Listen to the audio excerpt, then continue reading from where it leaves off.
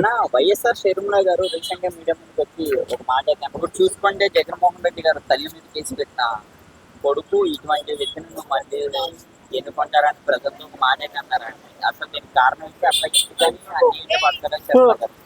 నేను ఒకటే అంటున్నా, ఆస్తుల వివాదంలో అన్నా చెల్లెలకి చాలా భిన్నాభిప్రాయాలు ఉండొచ్చు.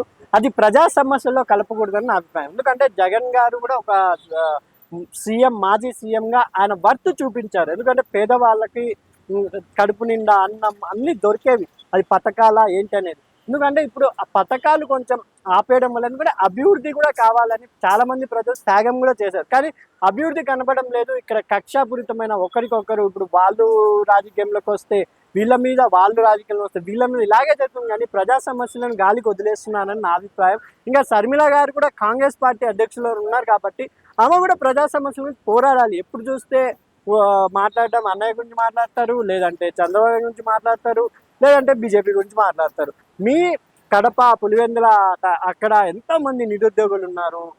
ఏం ఫ్యాక్టరీలు రావాలి, ఏం ఫ్యాక్టరీలు కూటమి ప్రభుత్వం తీసుకురావటం లేదు. అక్కడ ఇది స్టీల్ ప్లాంట్, ఇవన్నీ చాలా షర్మిల గారు కూడా మాట్లాడితే అరే ప్రజలు, అరే ఈమెలో కూడా వర్త్ ఉంది, షర్మిల గారు కూడా ప్రజా సమస్యల మీద పోరాడతారు రాజశేఖర రెడ్డి బిడ్డగా అని చాలా మందికి మంచి అభిప్రాయం వస్తుంది. కానీ వైఎస్ షర్మిల గారు ఇవన్నీ మానేసి ఎప్పుడో జస్ట్ పండుగలు వస్తూ ఉంటాయి కదా నెలకు ఒకసారి, అలా నెలకు ఒకసారి, 6 నెలలకు ఒకసారి ఆమె ప్రెస్ మీట్ పెట్టేసి ఏదేదో మాట్లాడి వెళ్ళిపోతారు. ఎప్పుడు నిరంతరం ప్రజల్లో ఉండండి, మీరు కూడా ప్రజలు అవకాశం ఇస్తారు ఎవరైనా సరే. ఇప్పుడు రాజశేఖర రెడ్డి గారే ఎగ్జాంపుల్. మీ తండ్రి అయిన రాజశేఖర రెడ్డి గారే ప్రజా సమస్యలు, పాదయాత్ర ఇవన్నీ చేయడం వల్లే కదా ఆయన చంద్రబాబు నాయుడు గారు అంత అభివృద్ధి చేసిన, హైటెక్ సిటీ ఇవన్నీ చేసిన, దింపడం జరిగింది. రాజశేఖర రెడ్డి గారు సీఎంగా ఎక్కడం జరిగింది. అలాగే మీరు కూడా జస్ట్ కెమెరాల ముందే కాకుండా డైలీ వెళ్ళి ప్రజా సమస్యను కనుక్కోండి. అప్పుడు ప్రజలు మీ వైపు కంపల్సరీ ఉంటారని షర్మిల గారు చెప్తున్నాను.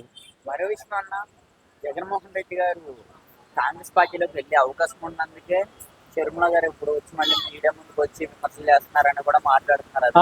జగన్ గారు వెళ్తే మేబీ సోనియా గాంధీ, రాహుల్ గారు రాణిస్తారో లేదో తెలీదు, చూడాలి. ఇప్పుడు కాంగ్రెస్ పార్టీ డౌన్ అయిపోయింది కాబట్టి వైఎస్ఆర్పీ కూడా కలిస్తే ఇంకా డౌన్ అవుతుందా లేదు. ఎందుకంటే వైఎస్ఆర్ పార్టీ అధికారంలో ఉన్నప్పుడు కూడా కాంగ్రెస్కి సపోర్ట్ చేయలేదు. ఇప్పుడు అది అధికారంలో రావాలి అంటే వైఎస్ఆర్ పార్టీ కూడా పుంజుకోవాలి.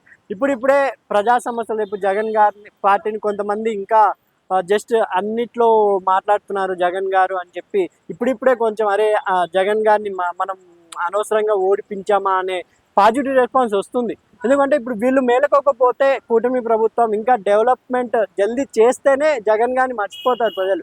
వీళ్ళు ఇంకా చేయలేక అలాగే 3 years కూడా టైంపాస్ చేశారంటే మళ్ళీ జగన్ ప్రభుత్వం వస్తుందని అభిప్రాయం.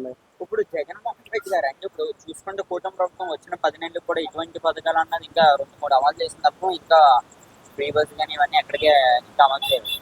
ఒకవేళ ఇదే నడుస్తుంటే నిజంగా కూటమి ప్రభుత్వం వ్యతిరేకం పెరిగే అవకాశం. ఎందుకంటే నేనంటే కుటుంబీ ప్రభుత్వానికే నేను సపోర్ట్ చేశాను. కానీ నా పర్సనల్ ఏంటంటే మా ఇంట్లో వాళ్ళకు కూడా రేషన్ కార్డులలో ఇంకా పేరు రాలేదు. జస్ట్ మా గ్రాండ్ ఫాదర్ గవర్నమెంట్ ఎంప్లాయ్, ఆమె ఎక్స్పైర్ అయ్యి కూడా 2 years అయింది. ఆమె పేరు తీసేసి రేషన్ కార్డులో నుంచి ఇంకా తీసేయలేదు. ఆమె డెత్ సర్టిఫికేట్ సబ్మిట్ చేసినా కూడా తీసేది. అంటే ఇంకా గవర్నమెంట్స్ ఇంత స్లోగా నడుస్తున్నాయి. ఎందుకంటే ఒక వ్యక్తి చనిపోయి 2 years అయినా కూడా ఆ వ్యక్తిలో ఉన్న వాళ్ళకి రేషన్ కార్డు, రేషన్ బియ్యం రావటం లేదు అంటే, కనీసం ఆరోగ్యశ్రీ కార్డు కూడా ఇవ్వలేకపోతున్నారంటే అక్కడ ఉన్న ప్రభుత్వాలు ఇప్పుడు అందరూ చెప్పినట్టే కదా, ఒకవేళ అదే వాలంటరీ వ్యవస్థ ఉండింటే వాళ్ళు వెళ్ళి ఇంటింటికి ఎవరు చనిపోయారు, ఎవరు లేరు, ప్రత్యక్షంగా ఫోటో, వీడియో అన్నీ తీసి సబ్మిట్ చేసి వెంటనే ఆధార్ కార్డు, ఆ మనిషికి ఆరోగ్యశ్రీ కార్డు అన్నీ వచ్చేలా చేస్తారు. ఇప్పుడు అనవసరంగా ఆ మనిషి గరీబ్ అయినా కూడా తన మమ్మీ చనిపోయిన 2 సంవత్సరాలైనా తనకు ఏది రేషన్ కార్డు ఏది లేదంటే చాలా ఇబ్బంది పడతారు కదా. నిజంగా ఇప్పటికైనా కూటమి ప్రభుత్వం ప్లీజ్, ఎవరైనా సరే, నేను ఏ పార్టీకి సమర్థించను, ఏ పార్టీకి వ్యతిరేకం కానండి. మీరు పార్టీ పెట్టింది ప్రజా సమస్యల కోసం, మీరు గెలిచింది ప్రజలు మీకు గెలిపించింది ప్రజా సమస్యలు పోరాడతారని, మీ వ్యక్తిగత జీవితాల్లో మీరు డెవలప్ అవుతారని కాదు. ఎవరైనా సరే, వైఎస్ఆర్పీ అయినా టీడీపీ అయినా, నేను ఒకటే మాట్లాడతాను, ప్రజల తరఫున ఎవరు నిలబడతారో వారే నిజమైన లీడర్.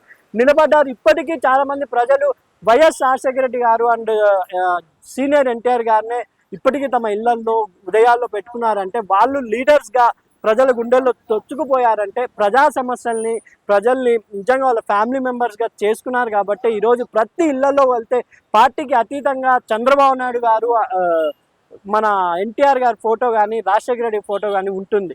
అలాగే కూటమి ప్రభుత్వం కూడా మంచిగా డెవలప్ చేస్తే మీ ఫోటోలు పక్కన పెడితే మీ పేర్లు మీరు మా హృదయాల్లో స్వచ్ఛంగా నిలిచిపోతారని నా అభిప్రాయం. Thank you. ఓకే.